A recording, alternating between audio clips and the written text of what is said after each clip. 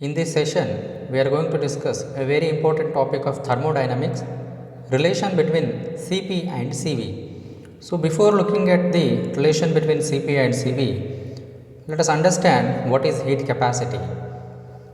We know that as the body absorbs heat, the temperature of the body rises, but when heat is withdrawn from the body, it cools down. So, the body heat decreases. The temperature of any body is the measure of its molecule's kinetic energy. So, we can define it as heat capacity is the ratio of heat absorbed by a material to the temperature change. Therefore, the temperature change in a body is directly proportional to the heat transferred to the given body. What is molar heat capacity Cp and Cv? The molar heat capacity is defined as it is the total amount of energy in the form of heat needed to increase the temperature of 1 mole of any substance by 1 unit is called molar heat capacity of that substance, and it is given by Q is equals to Nc delta T, where Q is the heat supplied, N is the amount in moles, the constant C is the molar heat capacity constant, delta T is the change in temperature.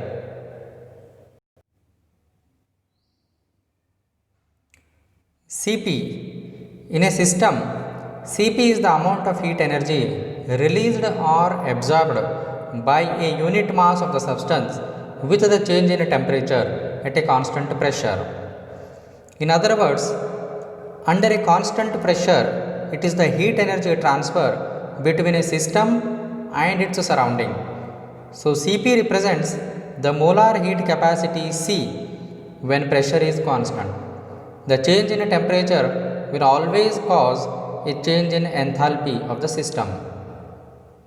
Enthalpy delta H is the heat energy absorbed or released by the system.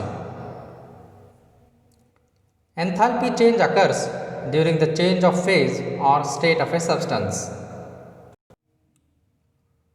For example, when a solid changes to its liquid form, that is, change from ice to water, the enthalpy change is called the heat of fusion.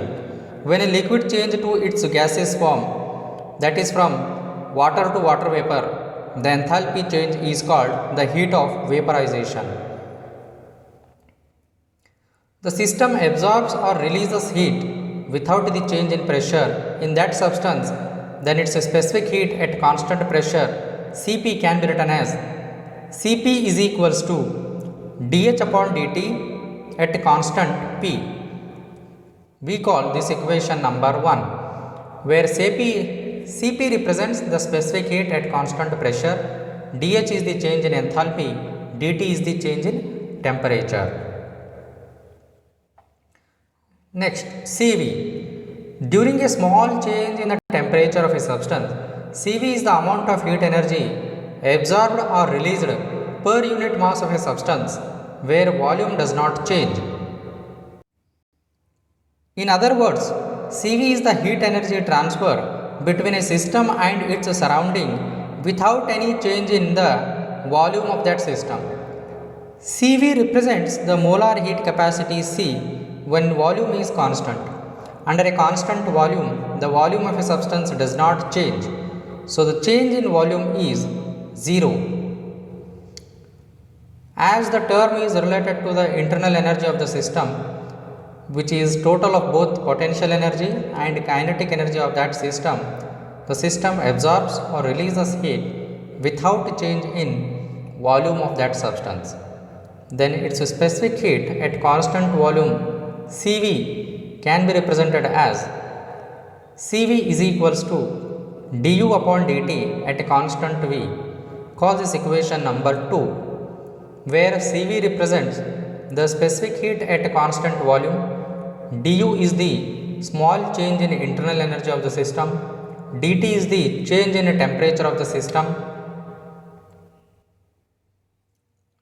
Now let us look at the relationship between Cp and Cv. We know according to the first law of thermodynamics,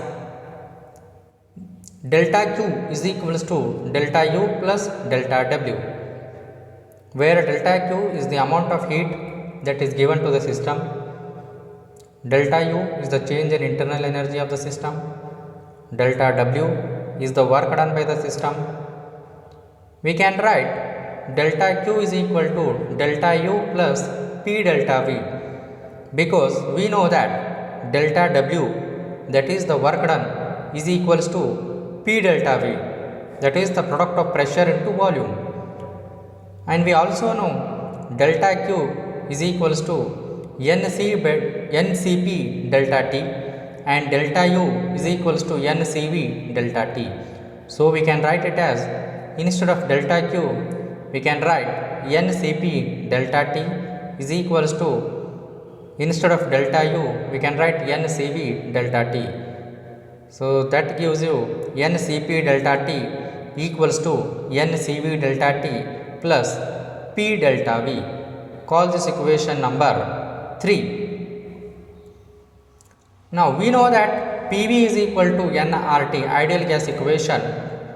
At T1 Kelvin, we can write PV1 is equal to nRT1 and PV2 is equals to nRT2.